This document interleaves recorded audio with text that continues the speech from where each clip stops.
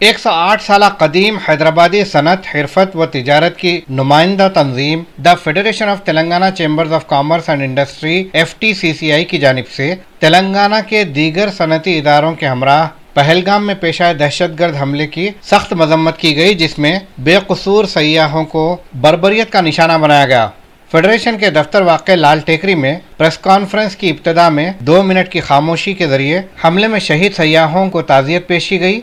Federation ने मुतासरीन और उनके अफराद ख़ानदान के साथ इजहार यगांगत किया। वाज़ेह रहे कि तेलंगाना से ताल्लुक़ रखने वाले फिटसी व दीगर सनती तंजीमों की जानिब से मुल्क भर में यह पहला इज्तिमाई मजम्मती इजलास रहा। सदर FTCCI डॉक्टर सुरेश कुमार सिंघाल, सदर तेलंगाना इंडस्ट्रियल फेडरेशन के सुधीर रेड्डी, नायब सदर फिटसी के महेश्वरी, स्टील इंडस्ट्री एसोसिएशन से अनिल अग्रवाल, साबिक़ा सदर FTCCI शेखर अग्रवाल, सदर नशीन FTCCI GST and customs committee Mohammed Irshad Ahmed व दीगर ने सख्त अल्फाज में दहशतगर्द हमले की मजम्मत की। डिप्टी CEO फिटसी सुजाता ने निज़ामत के फ़राइज़ अंजाम दिए। बाद अज़ां डॉक्टर सुरेश कुमार सिंघाल और मोहम्मद इरशाद अहमद ने एडिटर HDTV मोहम्मद अमजद अली से गुफ्तगू की। मैं doctor Suresh Kumar Singhal, president the federation of Telangana chamber of commerce and industry. अभी जो 22 अप्रैल को पहलगाम कश्मीर में जो अटैक हुआ है, टेररिस्ट अटैक हुआ है, उसकी हम घोर निंदा करते हैं, भर्त्सना करते हैं। ये एक कायरता का अटैक हुआ है और जिसमें एक इनोसेंट जानें बहुत सारी गई हैं, 28 लोगों की जान चली गई है और वो बेचारे घूमने को गए थे, अपनी छुट्टियां मनाने गए थे कश्मीर में और उनके ऊपर अटैक हो गया और 28 लोगों की जान चली गई। हम उनको श्रद्धांजलि अर्पित करते हैं और उनके परिवार के साथ में खड़े हैं, उनके दुख के साथ में हम खड़े हैं।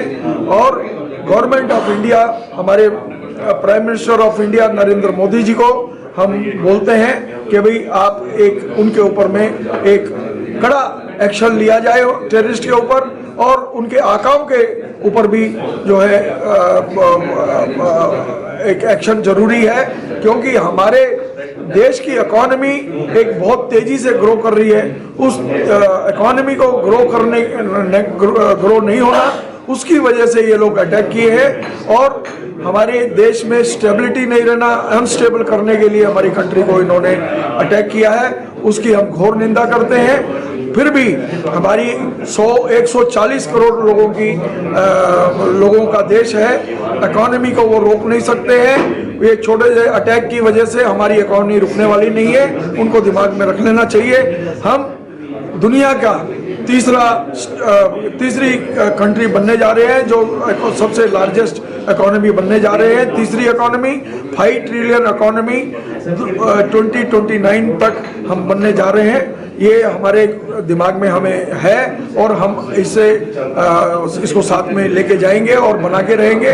उनको ऐसे ही कोई दिमाग में नहीं होना चाहिए कि ये इनकी ग्रोथ को हम रोक देंगे। ये ग्रोथ नहीं रुकेगी और हम prime minister of India Shri Narendra Modi ji को बोलना चाहते हैं, रिक्वेस्ट करते हैं कि ये टेररिज्म को वो किसी भी हालत में क्रश करें और उनके आकाओं को क्रश करें।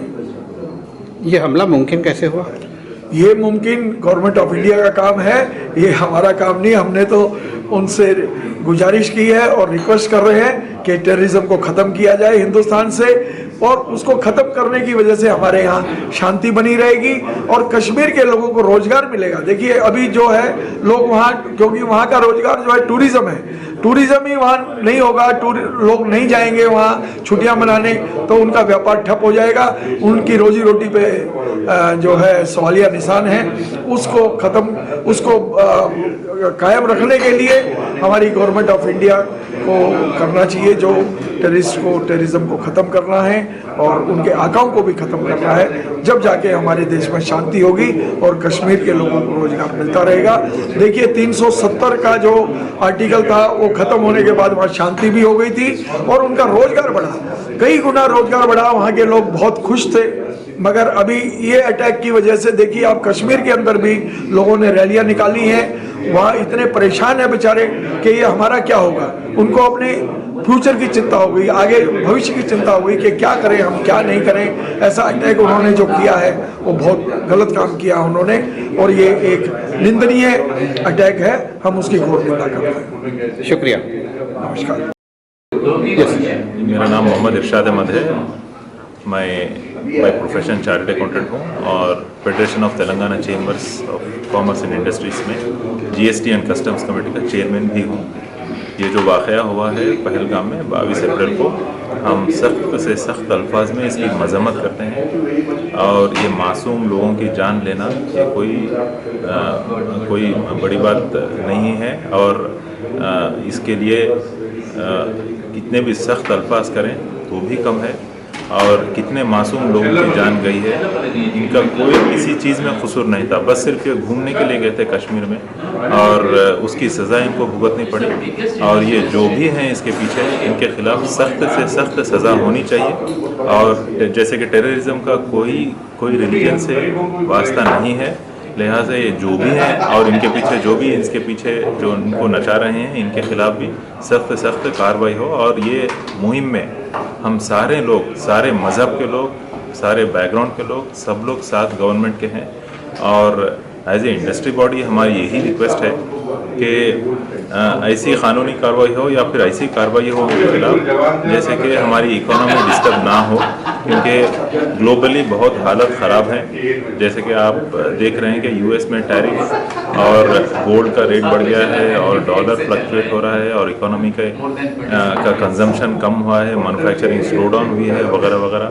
और नई टेक्नोलॉजी आर्टिफिशियल इंटेलिजेंस के शक्ल में आ रही है, और इसका अनएम्प्लॉयमेंट के ऊपर क्या उसका इम्पैक्ट पड़ेगा, क्या होगा पता नहीं है।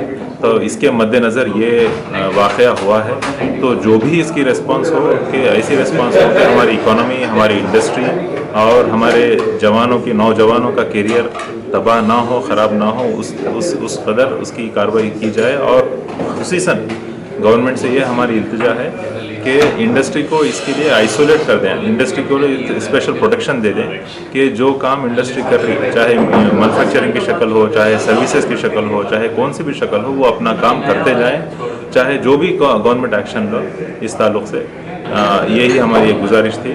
और क्योंकि नई टेक्नोलॉजी आ रही है, काफ़ी रिसर्च सेंटर्स डालने की ज़रूरत है, मैन्युफैक्चरिंग को आगे बढ़ाने की ज़रूरत है, और अनएम्प्लॉयमेंट को काफ़ी कम करने की ज़रूरत है। और इसी डायरेक्शन में और महकम हमारी जारी रहे तो काफ़ी अच्छा फ़ायदा होगा सबको। Thank you so much. एक तरफ हुकूमत बात करती है कि इकोनॉमी ग्रो करेंगे, डेवलप करेंगे, दूसरी तरफ ये हो रहा है कि साल 2000 में अटैक होता है उरी में, और 2025 में अभी तक उसका कोई नतीजा नहीं आया। फिर उसके बाद पुलवामा में हुआ, उसका जो है अभी तक काफिर किरदार को, मुजरिमीन को नहीं पहुंचाया गया। फिर अब ये तीसरा हमला है। तो इस तरह से हमले जारी रहेंगे और हुकूमत कुछ करने में नाकाम रहेगी, तो फिर इकोनॉमी कैसे डेवलप होगी?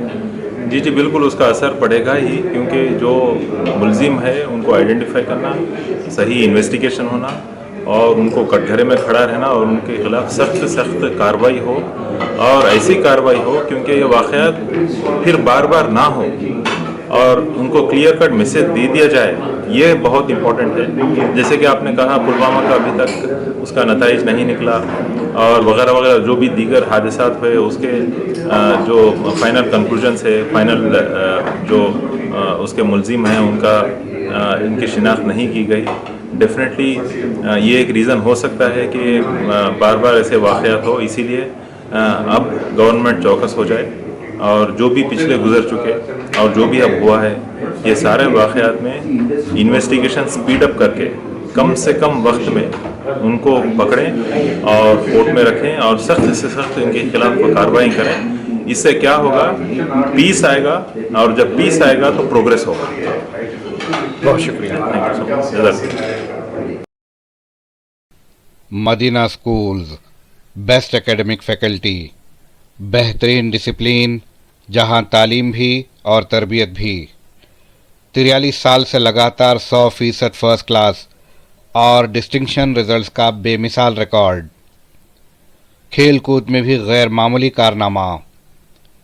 वक्त की रफ्तार और तकाज़ों से हमाहंग साइंस, कंप्यूटर और रोबोटिक्स लैब्स, और वो भी अफोर्डेबल फीस स्ट्रक्चर में।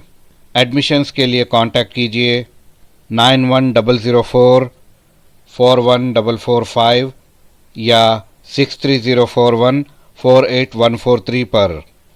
हिमायत Nagar for boys and girls, Nampally for girls and boys up to 5th standard. Madina schools, Himayat Nagar और नामपल्ली, हैदराबाद।